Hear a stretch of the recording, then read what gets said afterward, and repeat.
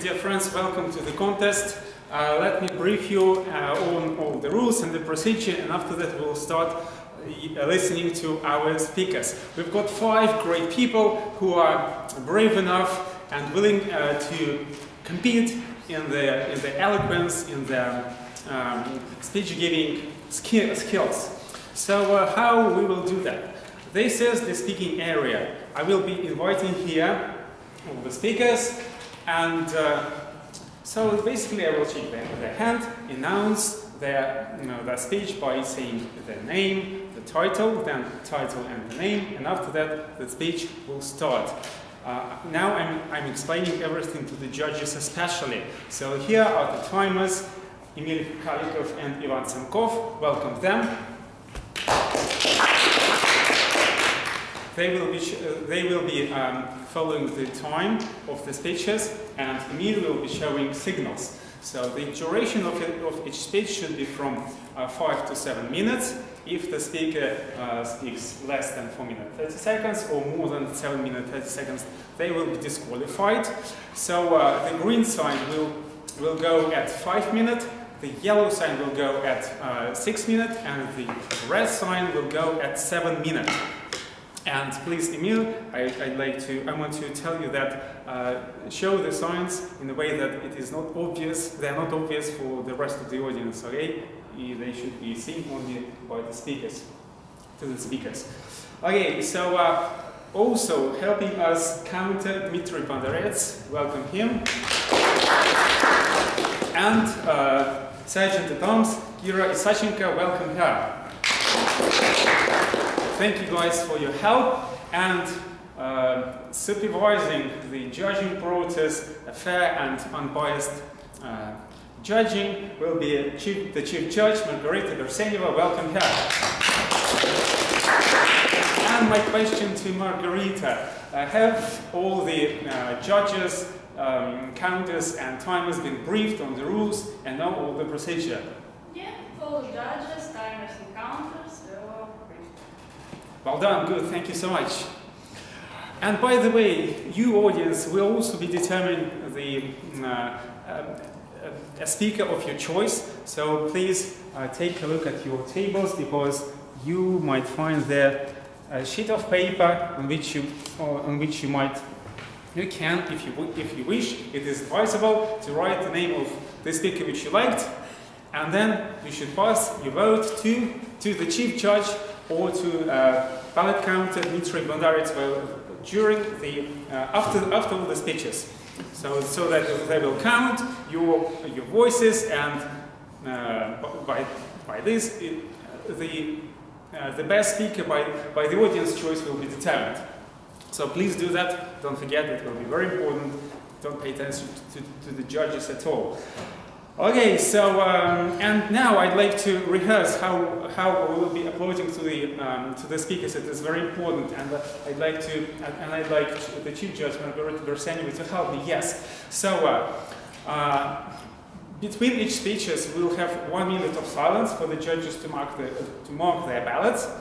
At the beginning of the minute of silence, I will be inviting the speakers here. So when the minute starts, a speaker should go slowly, walk slowly here, very slowly and very, very silently.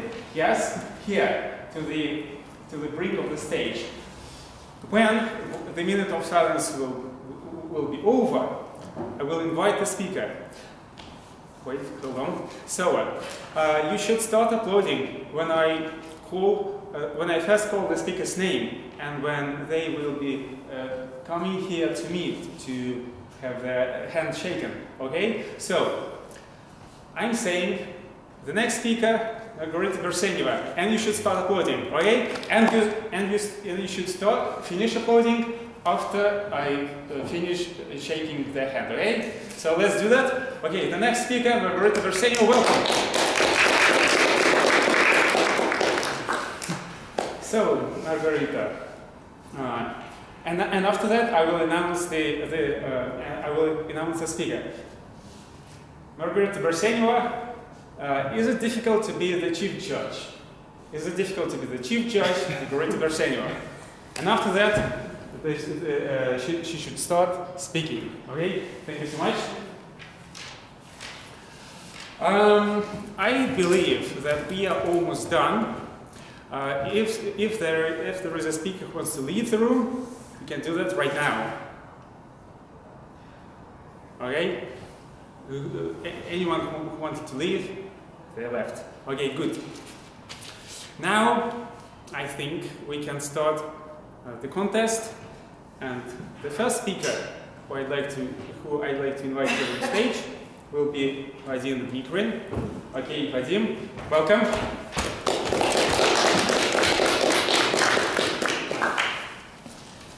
So, Vadim Mikrin, how the matching of communication styles allowed me to visit Japan? How the matching of communication styles allowed me to visit Japan? Vadim Mikrin. Thank you. So, good evening, dear Toastmasters. When I was a student of Moscow State University, actually business school of Moscow State University, the school time to time arranged travels to various cool places for educational purpose. Of course, all those travels were paid, and only few of us students could afford them. And one time they announced that there should be a students' conference in Japan, and all costs will be paid by the universities, the members of the society. Of course, all of students became very, very enthusiastic about this conference, and basically, I don't know, 90% applied. And after the initial interview, the winners of the interview were divided by groups, and the goal of the working in the group was to prepare and deliver after that a presentation in the conference. But this was only the starting of the competition, because only half of the participations in the group would be able to visit Japan, actually. So I was very enthusiastic, and I prepared very, very heavily for the first meeting. I came to the meeting, and right after the introduction of the leader of the group, I took a board and presented my ideas about what should be a presentation and how it should be delivered. Unfortunately, the leader of the group was not so enthusiastic, and I was really wondering what should I do to win this contest. Then I thought that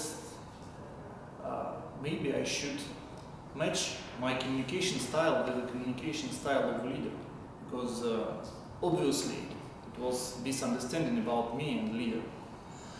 And then I, instead of promoting the ideas, started to support the ideas of the leader. By the way, Toastmasters Pathway book tell us that we have 4 main communication styles, and my communication style, according to the test, is something middle between supportive and initiative. That means that on the one hand, I'm very enthusiastic, social, and fun-loving, and on the other hand, I'm calm and supportive to other communicators. And the communication style of a leader was more supportive and analytical. And I think this was the main problem. The lack of analytic in my first presentation. So I tried to adapt my style to his style, and suddenly I became the glue of the team. I only promoted the new ideas, then it was the lack of ideas in our team. But when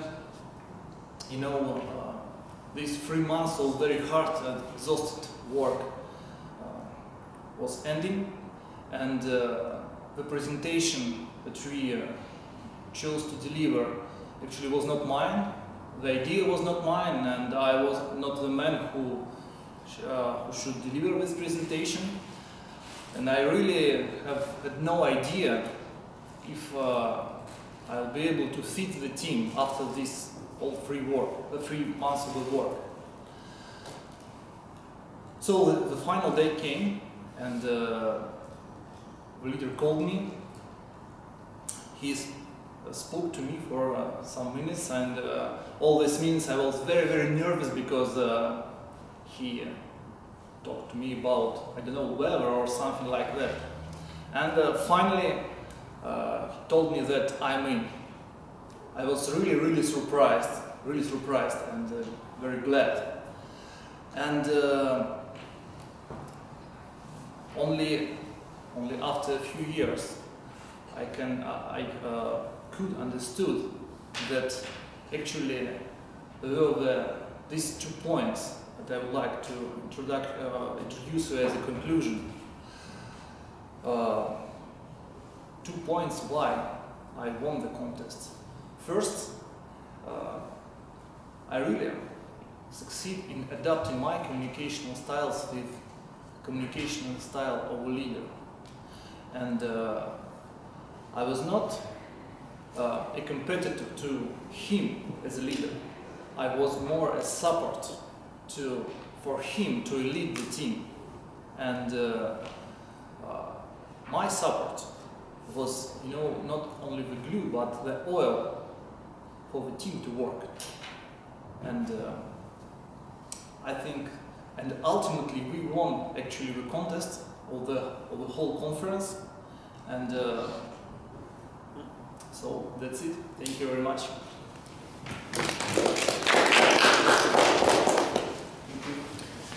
Thank you very much, Vadim. And I announce 1 minute of silence for the judges to mark the ballots. Please, timer, set the time. Give me the signal. Okay, 1 minute is over. The next speaker, Ermek Toktoguloc. Welcome.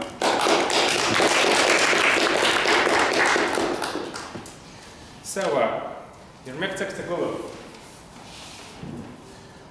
Stoicism. Stoicism, Ermek Toktoguloc.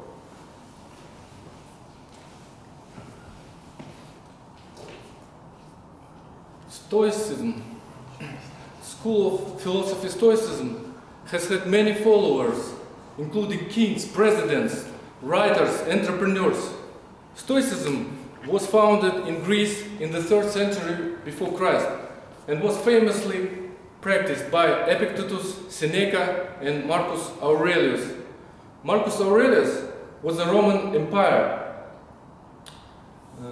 He was emperor of the Roman Empire, the most powerful man on earth. Epictetus was born as a slave, and faced many adversities. Epictetus said, "It's not what happens to you, but how you react to it. That matters." One time, I took a taxi. I said, "Good evening." The taxi driver didn't say anything to me. I thought the driver was not an intelligent person.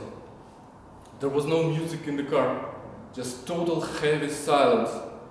I started getting tensed and irritated. What a rude driver I have. I decided I would not tell him thank you. I would not give him any tips.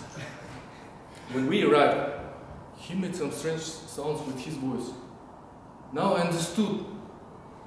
The taxi driver was deaf-mute. He wasn't able to speak. I felt ashamed. Of course I gave him tips. I created my own version of situation, although the reality was different. What was happened was one thing, but my inner emotional reaction to it was totally out of line.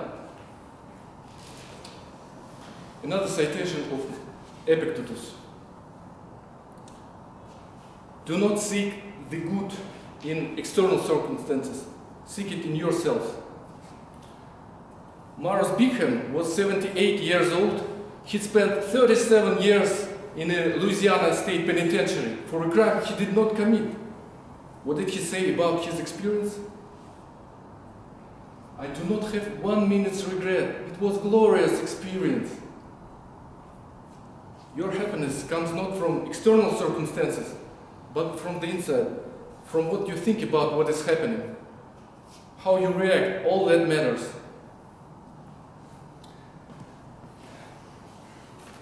Another teaching of Stoicism, the Stoics had an exercise called turning the obstacle upside down. If you can properly turn a problem upside down, every bad becomes a new source of good.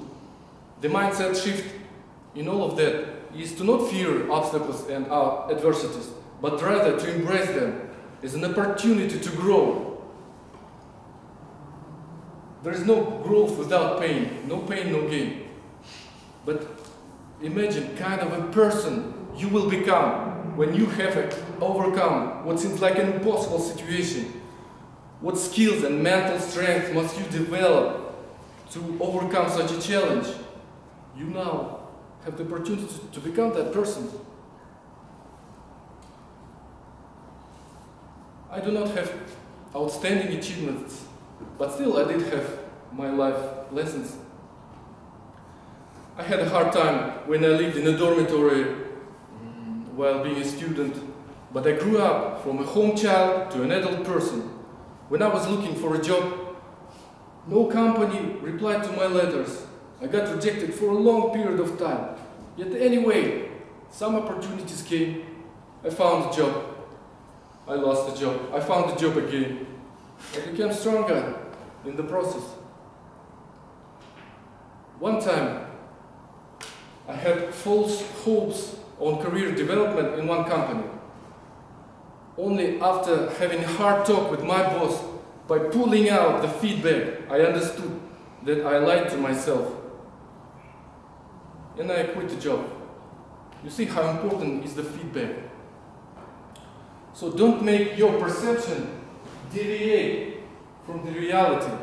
It will be painful to fall down from heaven to earth. Another citation of Epictetus, this is a hard one.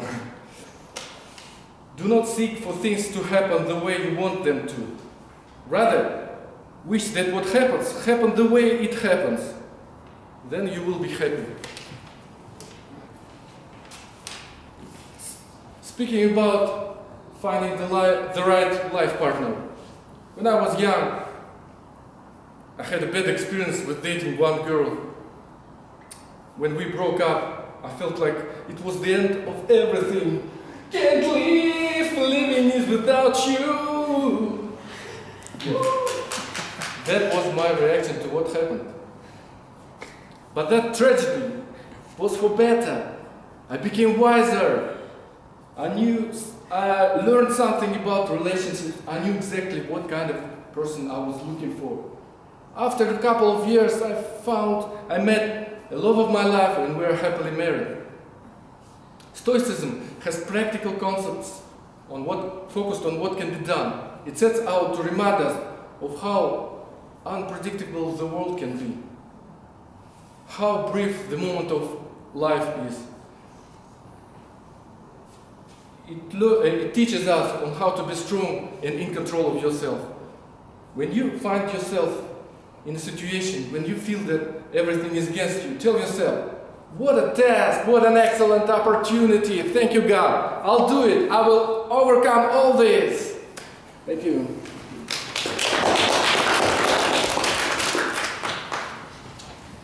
Okay, 1 minute of silence. Okay, 1 minute is over. The next speaker is Lina Drozd. Welcome.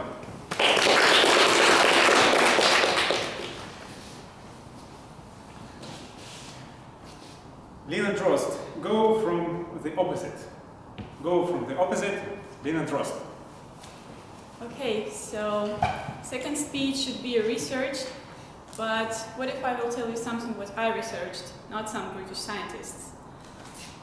There are some people who get everything in their life like it always belongs them. You might have some people around you like this. They basically know what they want, what to do, where to work, where to study, what kind of relationship and what kind of job they want. And it looks like they always knew it.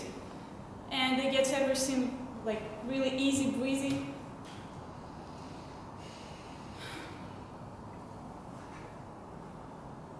From such people you might hear something like, do what you love and everything will be fine. What a perfect people from Instagram! Where is this world with butterflies, rainbows and unicorns? Bring me there! Suddenly life is not always a sweet vanilla fluffy story. We are people and we all have sometimes bad moments and sometimes stuff happens.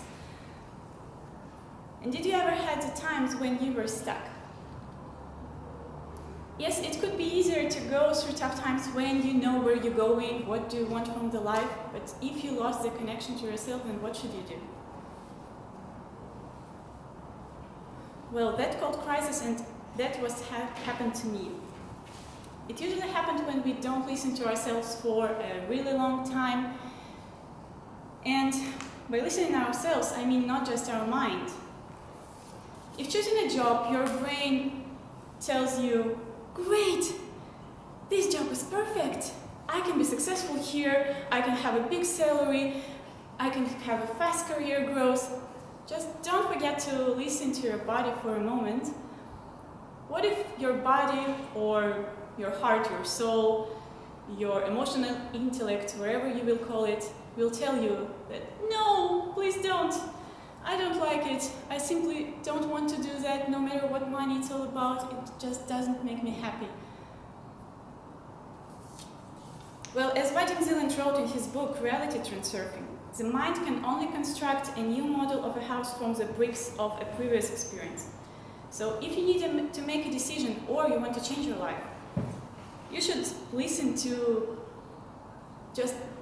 not just your brain, but for your heart, for your soul, because this part of your body collects the thoughts from all people around you from the beginning of your life. So sometimes it could be not your voice.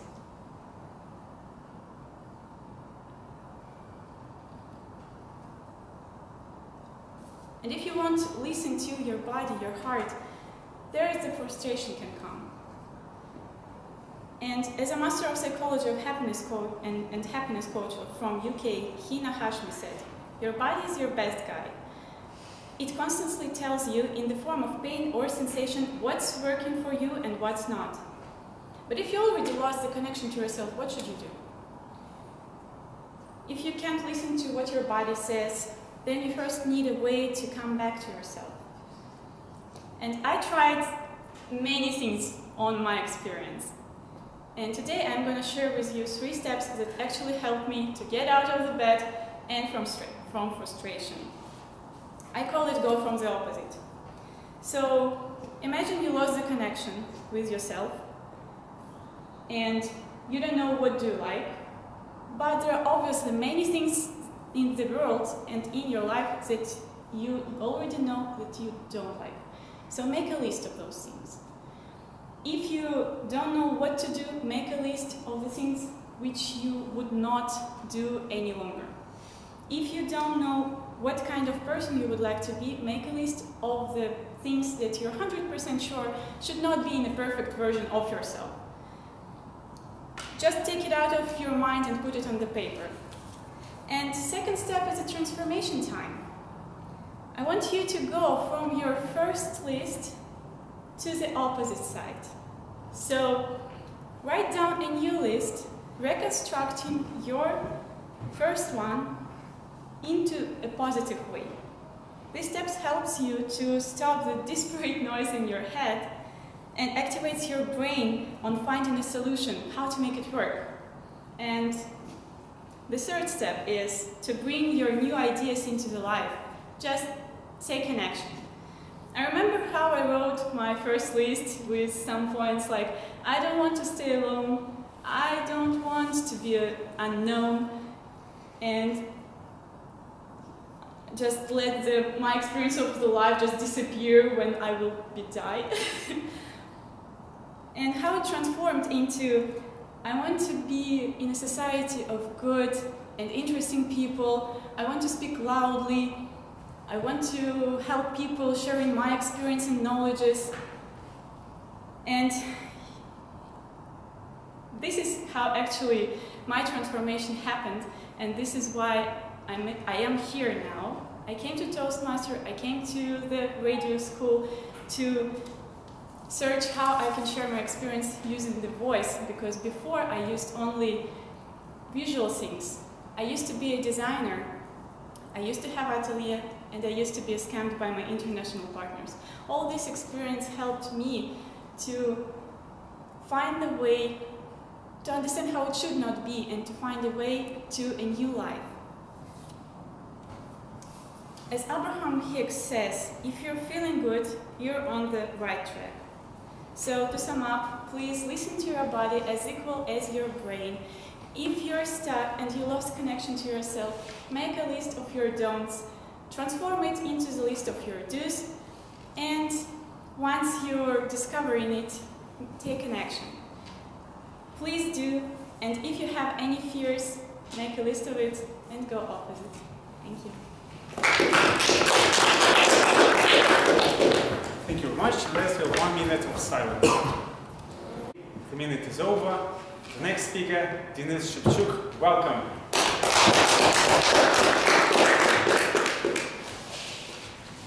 Denis Shevchuk. Family life. Family life, Denis Shevchuk. You know what's funny? I was sitting just the other day and thinking, what kind of speech should I deliver? And then Sergey writes me a letter, and it reads Huber Speech Contest. And I go, I know what I'm talking about. But it turned out today, it's just a regular speech contest. But I love being here anyway. You know what? Because I love public speaking. I love performing before people. I love joking to people. And before Toastmasters, I didn't have audience to do that. I used to tell jokes to myself and laugh at them myself. And I did it like for 5 years. After I was released from a mental institution, a doctor told me, Dennis, you better find people to tell your jokes to. Then I married, and I considered for a moment telling jokes to my wife. But the problem is, when you write jokes, you notice stupid things, and you laugh at them. And I don't want to divorce now. A family, oh my God, family life. How many married people with children will have in the audience? Like 4 people, right? You all heroes. You all heroes. If you've been married with a child and you haven't killed your wife or your husband or a child, you are a hero. You should be rewarded with a medal and probably paid a pension. My honest belief. Because a person you marry, you meet, is not the person that you are married to. He or she changes. Girls become much more aggressive. And let me give you an example. What's your name? Your name, right. What is your name? Igor. Now, look at Yaroslava Igor.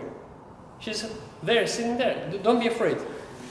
Yaroslava is a fine lady. Now imagine Yaroslava is an aggressive girl. And imagine a scenario. You're going in the metro and you notice Yaroslava. You know, oh, fine girl. And you start looking at her, probably smiling at her. And if she is aggressive, you know what she does? She's just sitting there and she notices you looking at her. And she goes to him and she's like, he's like, Yaroslava, what is your name? And you're like, Igor. She's like, how much do you earn, Igor? And you're like, 50,000 rubles. She's like, not enough, Igor. Don't look at me. I can. Right. I can. It's my time, Igor. Thank you very much. Now, my personal story. I was sitting in the toilet, and my wife approached the toilet, and she'd go, what are you doing there? And I'm like, she's like, are you earning money for the family? And I'm like, honey, it's a cafe, a public place, and you're banging on the wrong door. And the thing, and what happens to your sleep when you're a married person? When you're a single person, you are the king of your bed. You can sleep like that. You can sleep like that. You can sleep like that. You can roll around in your bed. When you are in a relationship, you fight for the blanket, right? You keep it, you hold it. And when the child comes, you know how I sleep? When my daughter comes to the bed sometimes, I sleep like that to defend myself. And oh my God, you can probably subscribe to the idea, but children, you know what people think of their children? A story. My wife and I went to a place by an airplane. And since we had some time on our hands, I took out a tablet, electronic device, and we decided to watch some cartoons. So I sat there and I was watching cartoons, my wife was watching cartoons, and the boy comes out and he's like, started watching cartoons with us. And after a couple of minutes, a girl comes out and she started watching cartoons with us. And we had like 3 children in 5 minutes. And after some time, a lady approaches us and she's like, you know what? Since you have children, you don't have to wait in line. Go cut it and go right to the gate. And I'm like, it's not my children. And she goes, I know, they are mine. And my personal story, playing with my daughter. You know, my daughter, when she was younger, like 1.5 years, 2 years, she didn't pronounce words, but she could imitate sounds. So I played with her. And I came home from work, it was difficult. But I still wanted to play with my daughter. So I took some books and I showed her pictures. And there was a picture of a dog, and I'm like, what is this? And she's like, oh, and I'm like, cool. And I turned another page, and there's a picture of a cat, and I'm like, what is this? And she's like, meow. And I'm like, great, son. And I turn a page, and there's a picture of a deer with antlers. And I'm like, what is this? She's like, Papa. And I'm like, wait a second. What do you mean, Papa? What is this? She's like, Papa. And I'm like, Anya, come here, my wife. Why does our daughter think it's Papa? And Anya, thank you, you are wrong. It's not Papa, there is Papa. Family life is great, people. It's a difficult thing, and yet, I don't believe there is a person that I love more than I love my daughter. And yet, the good moments with my family are the best moments of my life. And yet, when I was single, I had a lot of free time, I had money, I had freedom. But it felt somewhat boring and a little shallow. It's difficult now, but it feels much more meaningful. Does family life worth it? Is it worth it? Yes. What do you think?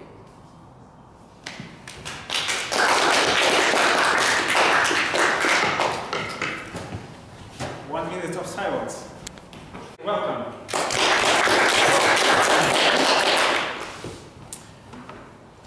Vladimir Danilenko.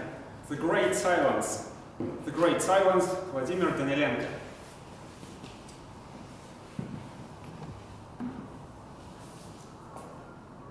Tell me, do you afraid of aliens? Anyone? Okay, I'm not asking whether you have sudden burst of fear lying in your bed in the night, that little green man approached in a flying saucer and abducts you. No. I'm asking whether you, personally you, be more comfortable knowing that there is no one there out in the dark space, that humans is the only intelligent life in the universe. Books and movies usually portray aliens as hostile creatures, the very first meet with which will inevitably result in catastrophe. And maybe it is good that we never encountered anyone else until now. Actually, quite the opposite may be the case. There is a paradox called Fermi paradox, but I will not delve into the details here. And it depicts the apparent contradiction between observed reality and our expectations based on this reality. On one hand, the universe should be swarming with life, but we do not see it. Let's consider both 2 points. With the passing of time, science advances more and more with new technologies and new computing methods. And more we see that actually the planet Earth is a pretty ordinary planet, apart from the fact that we have life here. According to most recent estimations, there are 2 billion Earths in our galaxy, in Milky Way alone. And not just planets, but rather planets with conditions very similar to ours. This is one point. Second point, let's consider the time scale, cosmological time scale, the age of the universe, 14 billion years, something like this. And what is the age of civilization? 5, 600 years? It's nothing. A finger's snap. And what great technologies we have at our disposal. If the interstellar travel is possible, even the slow kind, which almost within our technology right now, then colonizing the entire galaxy will take from 5 million to 50 million years. For human being, it is of course a long time, but again, compared to 14 billion years, it's nothing. So the universe should be teeming with life, but we do not see it. Why are we so sure? Let's consider 3 points. First is an obvious one. Aliens do not visit Earth. Okay, someone may argue with this argument. However, in this case, we should postulate that the Earth being visited by very picky kind of aliens, which meet all kinds of people, but never scientists for some reason. Second point, we do not hear them. And by hear, I mean radio waves. No one communicating with us. Humans discovered cosmic radio waves in 1932. And already 30 years since then, they started speaking up, transmitting radio waves to the cosmos. Or rather, one can say they started shouting into the cosmos, hey, I do exist, here's how I look, here's what I know, etc. For me, it looks pretty much like Instagram. Third point, we do not see any so-called cosmic wonders.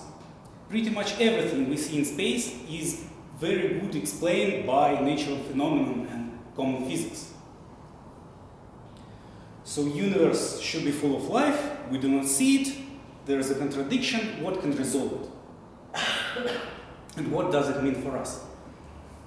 Recently, concept of so-called great filter come up into some great minds, which basically explains the thing. Let's imagine the time scale. This filter can be either past, in the past we already successfully gone through it, or it can be in the future. And if it is the later case, we are likely to. In this case, it would mean that there actually were many, possibly many civilizations in space besides our own, but they all died out for some reason. Maybe it was the natural causes, like fall of meteorite or cosmic bursts of great energy. Not much to be true, but nevertheless.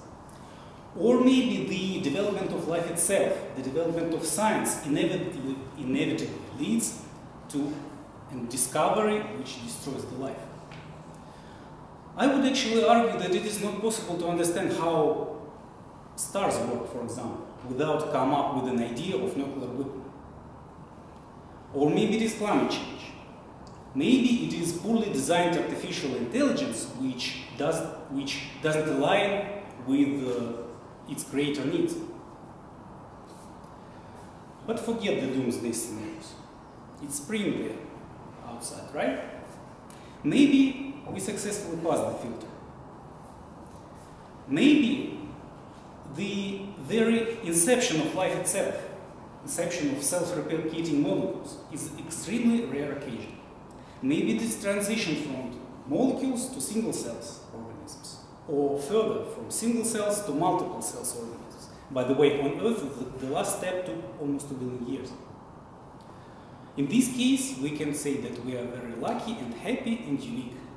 We are basically alone in the cosmos, and we have the whole universe to explore and colonize, and we have a great amount of time for it. That doesn't mean, however, that we don't have any other tests or filters in front of us.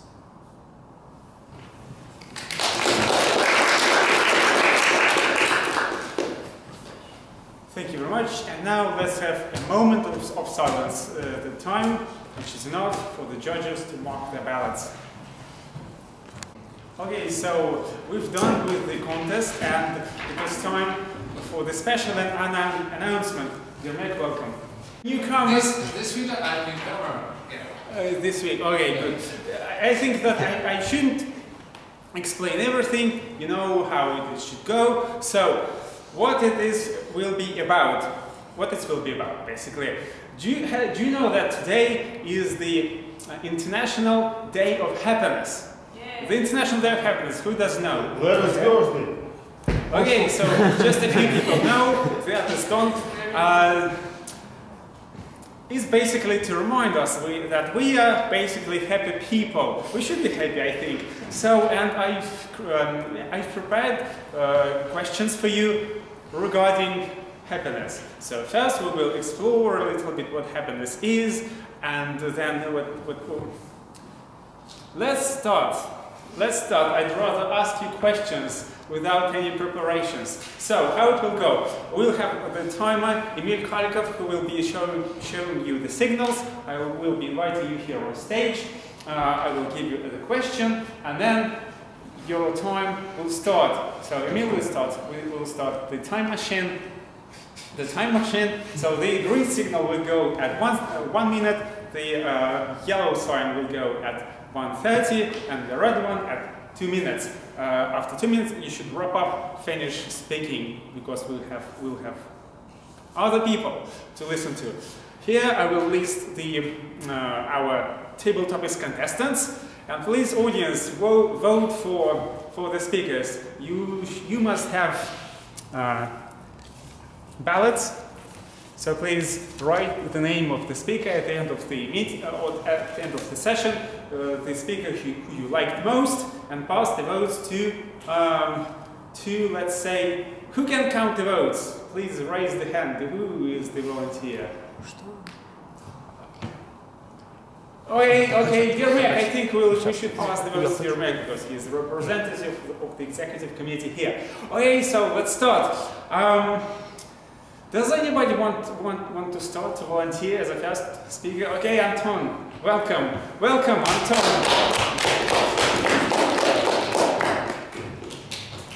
Quick applause.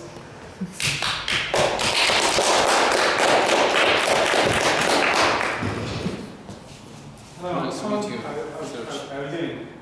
Fine. Fine. It's not the question yet. So the question is. It's the only question. The question is, people always seem to be concerned about happiness.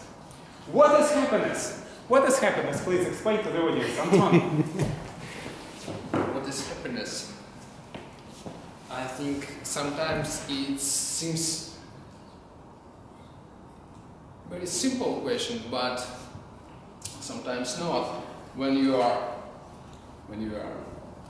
tired, for example, you are not happy.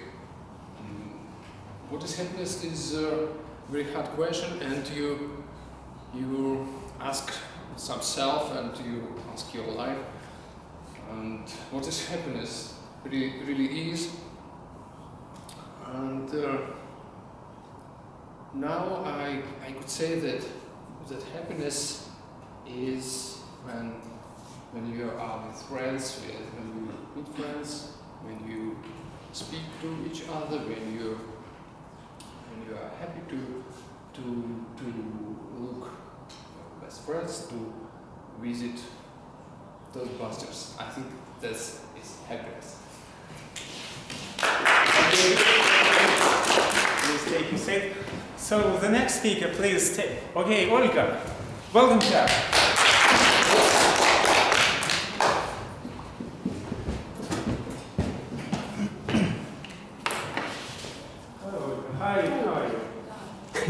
Excellent, good. Okay, the question for you is, it's almost the same, but you should give your own version. Mm-hmm. Okay, what does it mean for you to be happy? Olga.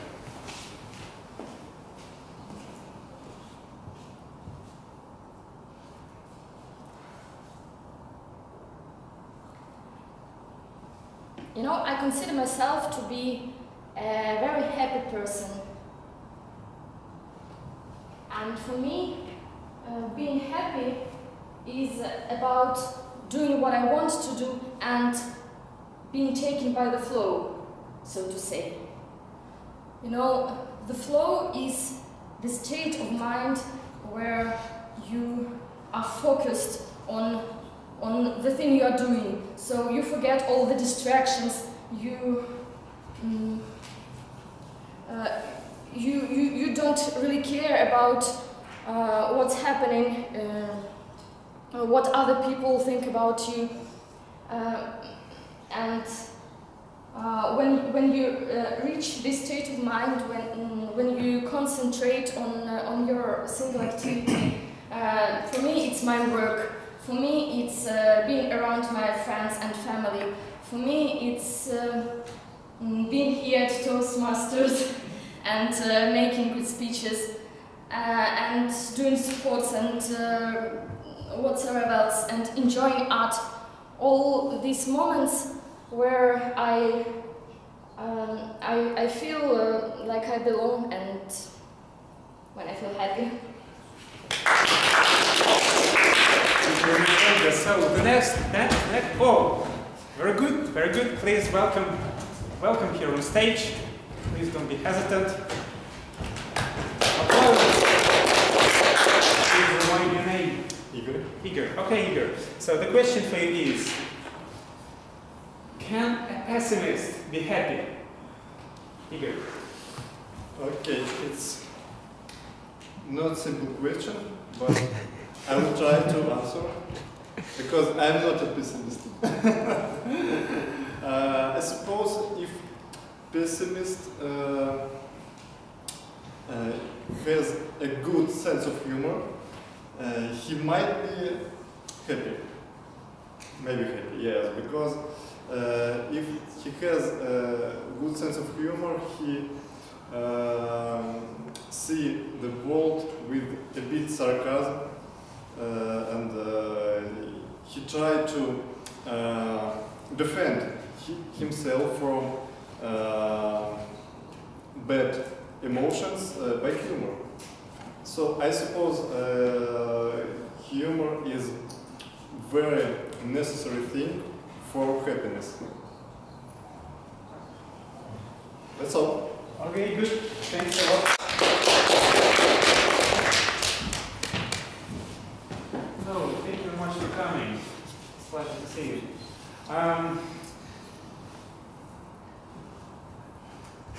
No, did you finish? No, not at all. What do people want to be? Why do people want to be happy, Irina?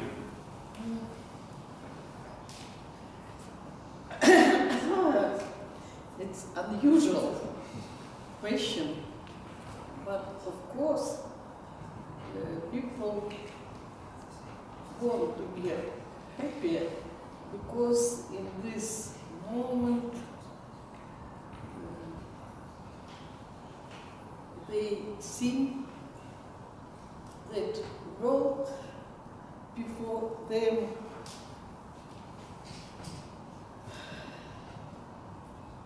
for them, and only for them. And everything can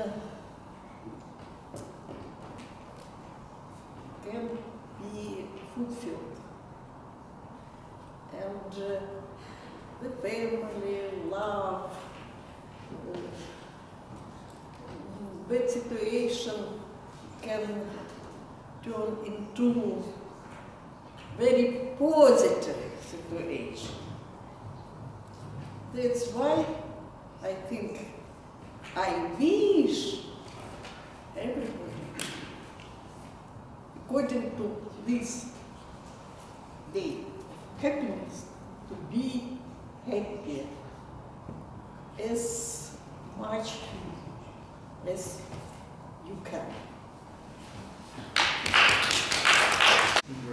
Welcome. Aleksandr. Yes, Aleksandr. I remember your name. I remember. You should be sure. Okay, the question is: isn't it happiness is just seeing the world through the rose-tinted glasses? Explain, please. Once again. Okay. Isn't it happiness is just seeing the world through the rose-tinted glasses. You know, glasses, they are rose, and the world became rose. And what should I So, explain? do you think it's happiness, like seeing the world? So please explain, isn't it so? Or I understand. And I have one question to you. Did you prepare it at home or right now? For me. Hello, Toastmasters. Good evening. I'm happy to be among you, speaking English because it's my English is pretty well. So, to observe the world through glasses, what is the color? Pink. rose. Pink, rose glasses. I suppose it depends on us personally because for romantic persons it's good to observe the world through the rose glasses because they can give birth to some romantic ideas through these glasses. For pessimists, I suppose, and what is a synonym of pessimist in English? Optimist. Optimist, no. Synonym. For the pessimist, it's don't worse because they should expect life like it is, and they should be enough strong to survive in this serious and cruel world. So for normal people, sometimes I suppose we should observe the world through these rose glasses, maybe in order to be a little happier sometimes. And sometimes we need to put it down to be ready for everywhere.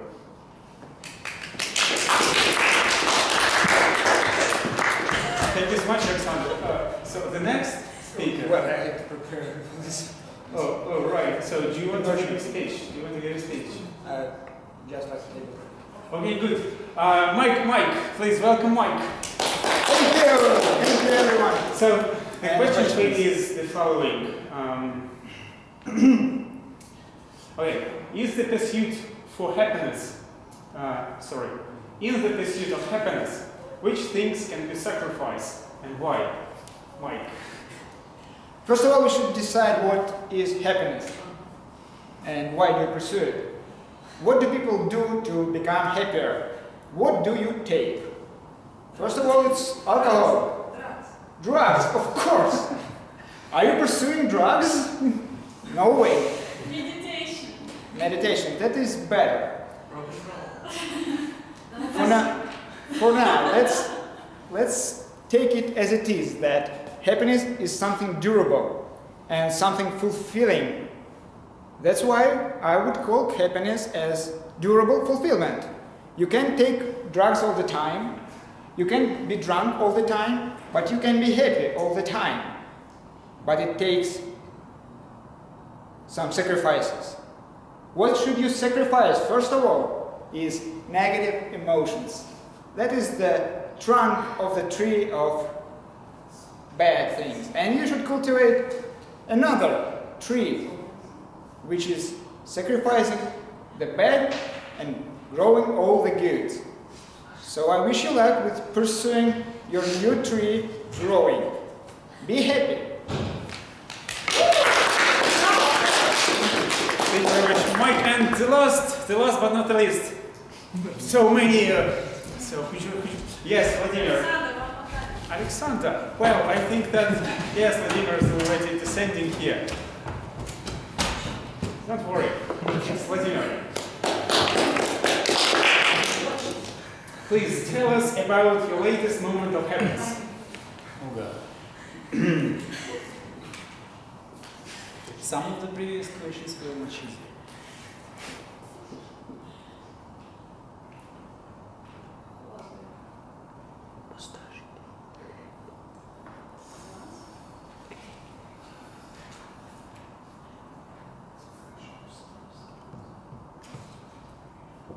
Okay, I'd rather make a twist and argue with the previous speaker, because I do not believe that constant and permanent happiness is possible and achievable.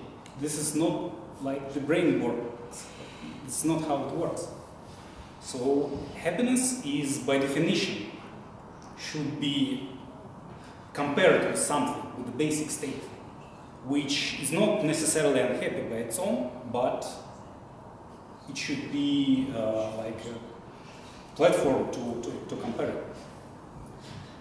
And being happy actually is a skill. Not everyone can have it from the very first moments of his or her life. Not everyone can learn it, but I think we all should try. Vladimir, thank you so much. So I think it's the end. Sorry for those who couldn't participate. We've got a limited number of time and the speakers. So guys, I'm passing the stage to the what? Table topic master. The voting. Yes, thank you for reminding me. I think that you should know why should I say it again and again? Okay, please vote for the best pick you liked. They are all listed here, and pass the votes to Ermek. Okay, guys, without further ado, I'm passing the stage to Ermek. So now we'll have the award ceremony, right? Yes.